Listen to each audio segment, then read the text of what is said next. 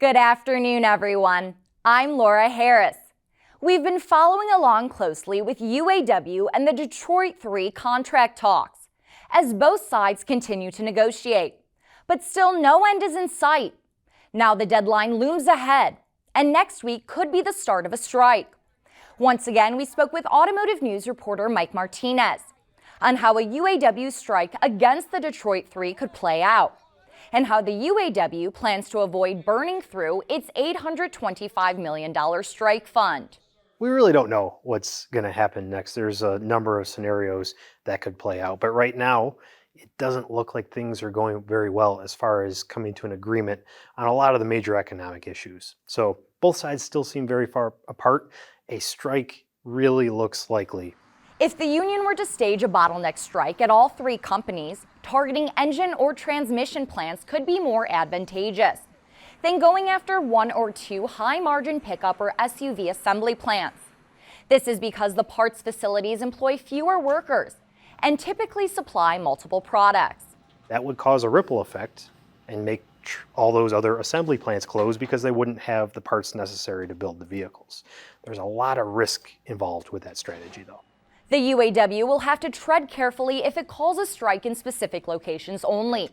Individual locals are allowed by law to strike only over issues specific to those locals, not company-wide matters.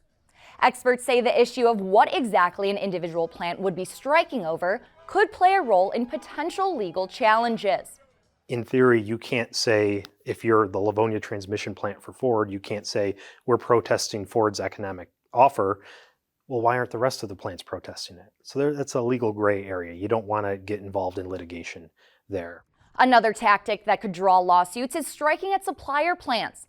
But if the UAW decides to take on all three automakers at once, economists say a strike of any length could be financially disastrous. Global data projects that if a strike at all three companies lasts 100 days, the production of 1.5 million vehicles would be lost. So a strike would be economically devastating for the economy as a whole, for the auto industry.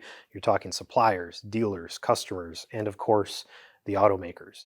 To read more on our team's UAW coverage, check out Automotive News' new landing page for everything you could want to know about contract negotiations. This includes data, key players and dates, and a list of stories you can follow along with to stay up to date. Well, that's all we have for today. Thanks so much for watching, everyone. Be sure to follow us online at autonews.com and on our social channels at Automotive News for updates from our reporters all day, every day. I'm Laura Harris. Have a great night.